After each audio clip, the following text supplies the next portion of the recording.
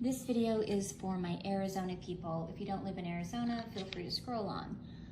I have purchased a water meter, said water meter, and I ran some tests. So first of all, let's look at what it tests. Total dissolved solids measures the amount of dissolved minerals and other substances in your water. High levels can indicate mineral content, buildup, or reduced filtration. Here's the chart. So 0 to 50, excellent. 51 to 150, good. 151 to 300, moderate. 301 to 500, elevated, and it suggests that you check your filter or water source. Above 500, you see that down there in the red? Exceeds EPA limit. Filtration strongly recommended. Okay, let me show you.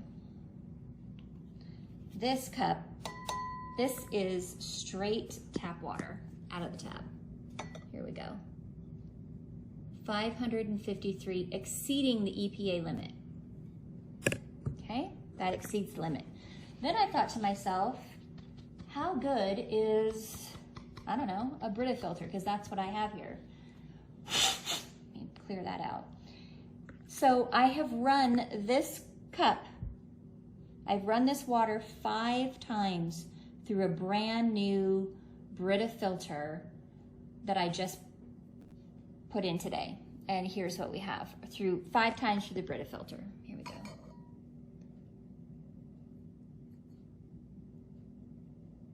$397. Let's remind ourselves what 397 was for. Elevated, check your filter or water source. So running this 5 times through the Brita, and here were my numbers, by the way. Started at 542 when I measured it, once through the Brita at 480, twice 458, 3 times 430, 4 times 400, and then the 5th time I ran it through the Brita filter, it got down to 384. This water has been run through the filter 5 times to bring it to 384.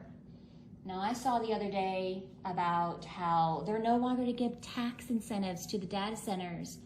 Who gives a shit? Our water is crap. We don't need any more data centers. We don't want any more data centers. I know I don't, and I'm sure you don't either. So we need to do better, Arizona. We just do. Here's the thing, is that the EPA does regulate these water standards, but they are non-enforceable guidelines. Instead, they are focused on things like taste, odor, color, hardness, staining, and scaling.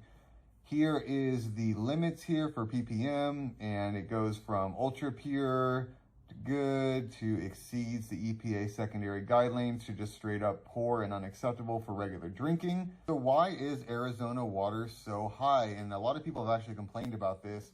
Arizona's water sources naturally pick up a lot of dissolved minerals. The primary sources, they have the Colorado River water. It goes through desert soils and agricultural runoff. So as the water is going through all this, it's picking up a lot of that stuff, which is why it shows up in the testing.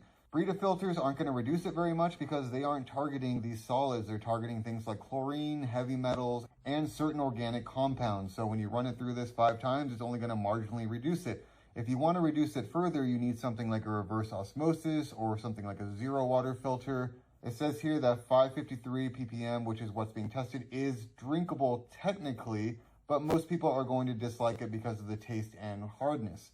So Arizona is basically saying this water is gross, but making you drink it anyway because that's what's in your tap water. Again, the EPA is not strictly regulating this, and it is a non-enforceable guideline, so you just kind of have to deal with it.